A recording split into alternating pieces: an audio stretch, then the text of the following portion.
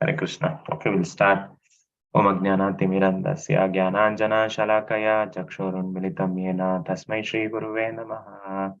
Namo Vishnupadaya Krishna Preshtaya Bhutale Srimate Bhaktivedanta Swami Niti Namine. Namaste Saraswate Devi Gauravani Pracharine Nirvishesha Shunyavadi Paschatya Desatarine.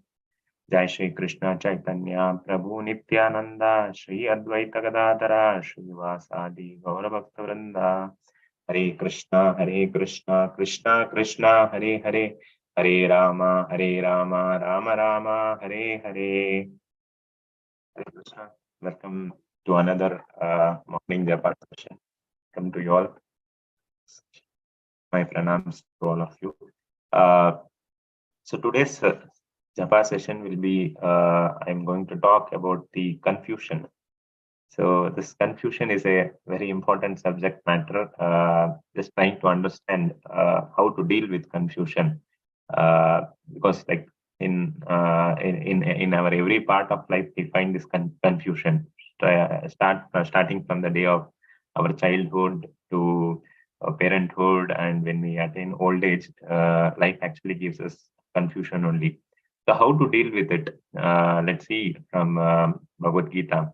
So Prabhupada gives this verse from Bhagavad Gita, second chapter, 7th sloka, which actually deals with the confusion of Arjuna. So Bhagavad Gita actually helps us in every aspects of life, and when we approach Bhagavad Gita through a proper spirit, we will find solutions for that.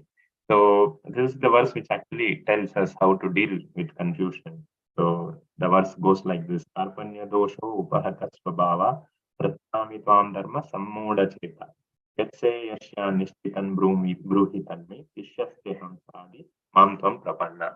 So this is the stage where actually after actually revealing all his knowledge, Arjuna actually becomes bewildered, and he is in a stage of confusion now, whether to fight or not. And then he actually surrenders to the Lord, Supreme Lord, that now I am in full of confusion. How to overcome this? You only help me out. So Prabhupada very nicely explains this in the purports. He says this material life itself is full of perplexities. Perplexities means don't know what to do. So Hindi में क्या बोलते हैं perplexity को? Anybody? Duvidha. Duvidha, okay. So it's nothing but duvidas.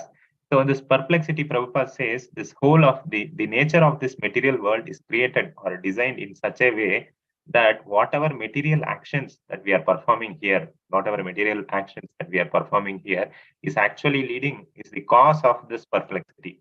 Prabhupada says, activities what we are performing is the cause of the perplexity or confusion. Say, for example, we all think that most of them, after attaining certain age, we think that having a good wife or having a good husband, we can have a very happy family life. But after marrying, after having child, and then as time progress, like there is so much of confusion, so much of problems actually, duvidas actually comes upon us. Like similarly, we think that okay, buying a car or a house, good house is a good for me. Then you buy a house, and after you buy a house, you think that, oh, now I'm going to live very happily. But then comes the maintenance, then comes the other part, some repairs, so many problems actually comes out. So this material actions, what we create, what we do itself actually brings us a lot of confusion or perplexities or duvidas in our life. So Prabhupada says the material world, the nature of this material world itself is like this. Whatever material actions you perform, it will actually only lead you to confusion only. So Prabhupada gives the example. Yeah, Prabhupada gives the example of this confusion as a forest fire. Just like a forest, in a forest, a fire catches. Nobody knows what is the reason. It just starts, and then like it spreads like a blazing fire. So similarly, in our life also, we don't know like where from this confusion will start. It will just start from one point, and then it will spread all over our life. In various aspects there will be confusion. We don't know what is right, what is wrong, whether to do, whether not to do. It actually deals with this kind of this kind of duvidas only. So the Vedas actually, the Vedic wisdom, therefore advise us to solve actually how to come out of this confusion, how to deal with this. The Vedas actually tells us. So the Vedas tells us if you want to deal with the confusions of the problem, you should actually know how to actually, you should understand the real problems of life. What are the real problems of life? Then only we can actually come out of this this perplexities. So Prabhupada says that, or the Vedas itself says that if you want to deal with the problems, or if you want to understand the problems of the life, then you should actually approach a bona fide spiritual master. So that's what actually the first point is. If you want to understand, you cannot understand by yourself. You need to approach a bona fide spiritual master. So that is why it is very, very important that we actually find a proper spiritual master. And for us, in the form of Srila Prabhupada, we have a bona fide parampara, we have a bona fide spiritual master. So even take the example of Arjuna. Arjuna was actually full of confusion, and then he actually surrendered. He actually surrendered to Krishna that that I am actually, please take me, consider myself as your disciple. Take the example of Dhruva Maharaj. He was a small kid. He went and wanted to actually sit on the lap of his father, but his stepmother rejected him. And then he was in confusion. I am child of, I am so affectionate to my father. I cannot even sit on the lap of my father. It is only a small material action that he did. But again, when the father rejected him, when the stepmother actually rejected him, and he became in confusion and then went to actually his mother. Then his mother actually told him, advised him to actually go in search of Lord. Even then, he was actually going in search of the Lord. It was the bona fide spiritual master in the form of Narada Muni who actually advised him actually how to actually approach the Lord. So in every aspects of life, we see that the importance of the spiritual masters. And the Upanishads also states that one, after attaining this human form of life, if actually one is not able to use this human form of life properly, then he is called a miserly person.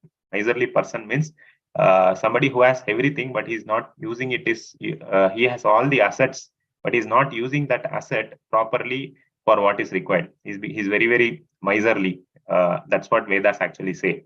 And why the human being, why the Vedas call that the person as miserly is because after attaining this human form of life, this is the only form of life where we can actually inquire about problems of life.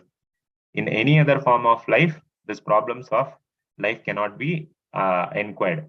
In all the forms of life, we know we have attachment. In this material world, we are actually filled with attachments. Attachment for family, attachment for society, attachment for country, and so on and so forth it goes. So Prabhupada says that this attachment is not only for the human being, but this attachment is there for even the animals. Even the animals has the family, even the animals has a community. So everything is there in the animal form of life also. But still, if taking the form of human being, you are only attached to these things, you will be ending up only in the confusion, not knowing what to do. And again, you will be actually punarapi jananam, punarapi maranam. Then again take birth after birth.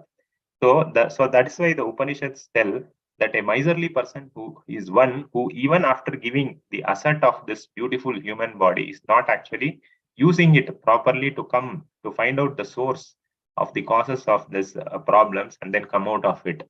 So that is why Vedas actually, or Upanishads, call the human beings who don't use their body as a human being a miserly person. On the other hand, the Upanishad gives the example of the Brahmana. A Brahmana is one who, after attaining the attaining the human form of life, actually inquires about the problems of life.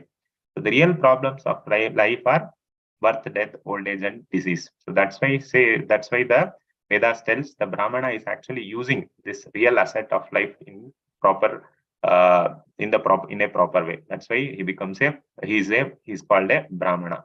So rest of others who don't use their asset of human form of life for inquiring the problems of life are actually called as miserly person, because even though he is given that asset, he actually wastes his time in so many other activities, and then at the end of the day, he will end up in confusion. Even at the time of death, we see a lot of people, they will be in confusion. I have done so many things, I have done so much things, but I have to leave everything and go. Even sometimes at the end of the time, we think that I have so much responsibilities left out. So shall we finish? I shall finish this and go. But when time comes, we have to go. All the assets that has been given to us will be taken away. So we actually fail to use it properly. So Prabhupada says, Krishna says in Bhagavad Gita also, through the examples of Arjuna and through various examples in Bhagavatam, that if one has to actually use this asset of human form of life and come out from the real confusion of life, then one has to actually approach the bona fide spiritual master, because a spiritual master is one who is actually filled with complete knowledge. He is filled with real knowledge, and then he can actually take us out of this confusion and put us in the right path. So we can see this example even in Prabhupada's Leela Amrita. The hippies were full of confusion. They materialistic, their way of material life. They had everything. They had a very good family. They had a very good attachment, but they were actually bored, or they were actually not getting the real essence of the life. They felt that this materialistic way of life is not giving me real happiness, and they were all in stage of confusion. And then they were drug addicted.